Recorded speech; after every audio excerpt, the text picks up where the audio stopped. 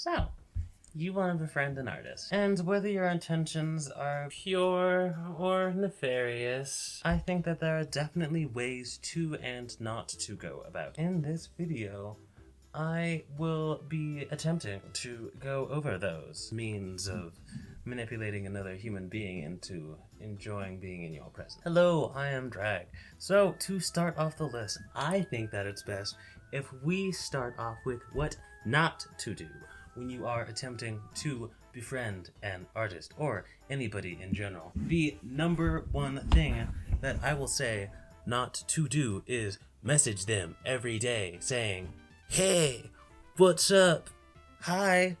All that nonsense. Don't send those one-word messages, because one, they won't know how to respond to that. They can either say hey, and then since you didn't have a follow-up plan, you're just gonna say, "Oh, hi," back, and then that's the entire conversation. Nothing was had. You waste their time. They're not going to respond at all, or you'll just get blocked, because generally how those conversations lead, in my personal experience, they always go from, "Oh, hey, hi, do you do requests, or can you draw this super complex thing for free? I can pay you an exposure."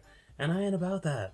I don't have time for all that. Number two, constantly asking them to draw you stuff, unprompted or under the guise of a collab. What I mean by constantly asking for stuff unprompted is artists who draw stuff for people with, we'll say, special interests. If you ever go into their comment section where they haven't drawn a picture that appeals to people with special interest, you'll sometimes see the comment, "Draw more X. Draw more insert thing here. Can you draw character X?" First of all, that's really rude. Second, don't do that, because you will get blocked, especially on sites like DeviantArt, Instagram, Twitter, where stuff like that is so much easier to do. And it leaves a very sour taste. And under the guise of collab, asking for free art, I have been messaged by, well, I mean, realistically, it was only one account, but they were asking me if I could draw one of their some of their models, and I was like, "Oh yeah, sure, I have commissions over there." "Oh no, I don't want to pay for a commission. This would be a collaboration." And I'm just like, "Okay, but what do I get out of this?" And that's the thing. If it's a collaboration, both people should be getting something out of it. Not like, you shouldn't be just getting free art. Because believe me, if I wanted to draw one of your models, I would do it unprompted. I was like, "Oh yeah, no, I have commissions open if you're interested in that." They're like, "Oh no, I just want to collab." I'm like, well, I mean, you don't really draw or anything, so how is this going to be a collab?" I'm like, I don't know, but I'll talk to you later. And I was like, actually, no, you won't. And then I just blocked them because I didn't have time for that. Number three, do not try to force a conversation. What I mean by forcing a conversation is you see that they posted something about, I don't know, whatever, 6 months ago, and then you try to bring that up. Like, "Oh, how is this thing?" Unless they're saying that it's an ongoing thing, don't try and force a conversation. Or when you see the conversation is ending, don't try to then change the subject to something else when it's plainly obvious. But I mean, I still sometimes fall into this trap. I'm really not the best at that, but I'm trying to get better at that. And the second part of this, don't be creepy. What I mean by that is, if the artist has a public personal account, do not then find that personal account and be like, "Oh, I'm so and so, and I found this account from your other account. I like to do all this stuff," and then just like going around talking to their friends, asking their friends about them, because that will get back to the artist or whoever, and they're just gonna be like, okay, block, because they don't want to put up with that. Number four, don't lie about your age. Don't do it. Just don't do it. Okay, if they're not safe for work artists, don't lie about your age. If they're a safe for work artist, don't lie about your age. Don't do it. It is literally the dumbest thing to lie about. And once they find out, because they will find out, not only have you basically told them that you would lie about something so insignificant, but also they're probably going to block you, because there's so many cases out there of people getting in scandals because somebody lied about their age. They said that they were 20, but it turns out they were actually 15. It's a real thing, and it puts people in a really bad spot. And people do not care about the nuances of situations like that, where, oh, they should have known. They should have known that they were a minor. The minor lied about their age. How is that this person's fault? It's the minor's fault. Oh, but they should know better. They shouldn't be talking to people like that. Well, they were under the impression that they were of age and that they were, you know, like, people don't pay attention to those nuances, and that's, don't do it. Don't do it. Last don't that I can think of. Don't ask if you can be friends. Do not just straight up ask, oh, can we be friends? Don't do it. It's what I like to call a loaded question. It's not the actual definition of a loaded question, but I would consider it a loaded question because it immediately puts them in an awkward spot because, I mean, the answer is obviously no. Of course I don't want to be friends with somebody who just randomly showed up on a faceless account that was open today. What? No, I don't.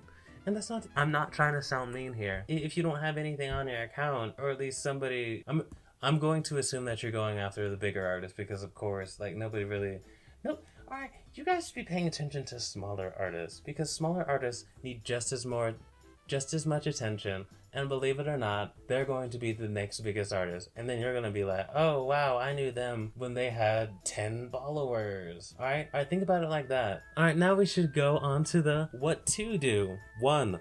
Like, favorite, retweet, reblog, whatever that site that they're on has. Make a point to actually follow their work, like their pictures, retweet their pictures, reblog their pictures. I mean, when they post new stuff, like, retweet. I think Instagram has that new saving feature. Save the photo, do that, okay, because that increases the engagement, potential engagement, and they will notice. Believe it or not, they will notice because they're gonna see that name popping up on every single notification. It's gonna pop up as like, oh, okay, I appreciate that person. Number 2 of what to do: comment on their stuff.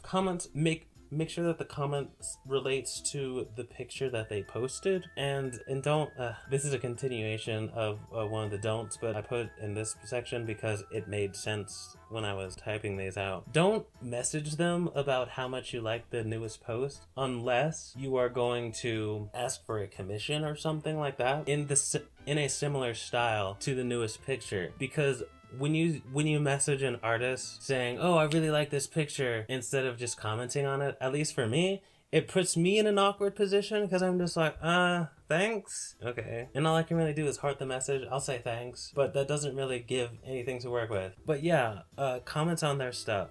Comment on new pictures. It doesn't even have to be like this long, heartfelt message. You could just say, oh, I really like this piece. Like, this looks really good. It could really be anything. It boosts their engagement, and like I said, they're going to notice, especially if you're somebody that's very active. They will notice. Going to the next point, go to streams. If an artist has streams, go to their streams. Comment on their streams. They will notice, especially if you're engaging in the chat. They're gonna see, and don't troll. Okay, don't troll. They'll notice that, and they're like, oh, okay, this person, I'm noticing this person more and more on my notifications, and here they are on my stream.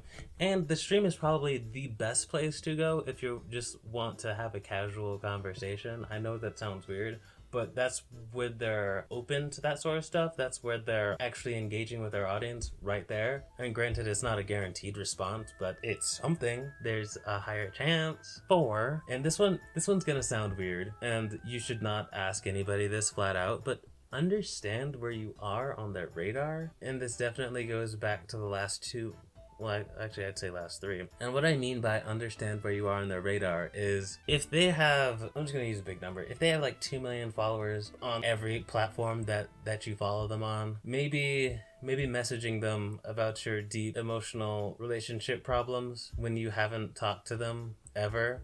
Maybe they're not the person to talk to about that. I mean, you can message them saying like, oh wow, your art really changed my life, like it turned me around. I mean, that stuff is nice. Like, that shit is nice. But don't go to them saying, oh yeah, I'm really in a tough spot right now. I have no idea what I'm supposed to do. I found out that X thing happened, and then X triggered Y, and then Y triggered Z, and then it went all the way back up to A.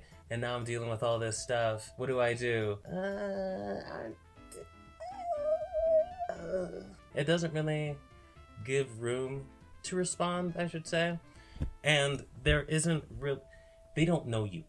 they don't know you because you just appeared. You're an egg account in this scenario. Understand where you are on the radar. So let's say you did the last 3 tips. All right, you're liking everything, you're favoriting everything, you're sharing it. You go to all of their streams when you have the time. You engage in the streams, and when you join the streams, they're like, "Oh hey," and then they say your username. You might be on their radar, and but I mean, still don't drop that unless you already have a rapport with them, and like a very visible rapport. So don't understand where you are on the radar. And the last thing, treat them like a human being. Oh my god, are you saying that artists are people? Because it sounds like all the tips that you said were, if they were applied to somebody who didn't have an enormous amount of clout, would be, especially the don't section, if you did all that stuff, you would sound like a major creep. You would, because artists are people. If you did everything on the do not section of this, would you do that to somebody that you just knew? Why would you do it to somebody online? So, with all of that, I pray that this makes sense, and I pray that it doesn't sound condescending. And I really hope that this helps some people as far as things go, especially when talking people who you perceive to have be on a higher totem pole. Actually, you know what? I'm gonna add that. Don't treat artists like they're on a pedestal, because they are not when you're talking to them. Because they are not, except for me. I am on a pedestal. I am above every single... So thank you for watching and listening. Like, subscribe, comment below, give me money on Ko-fi, and yeah. Bye!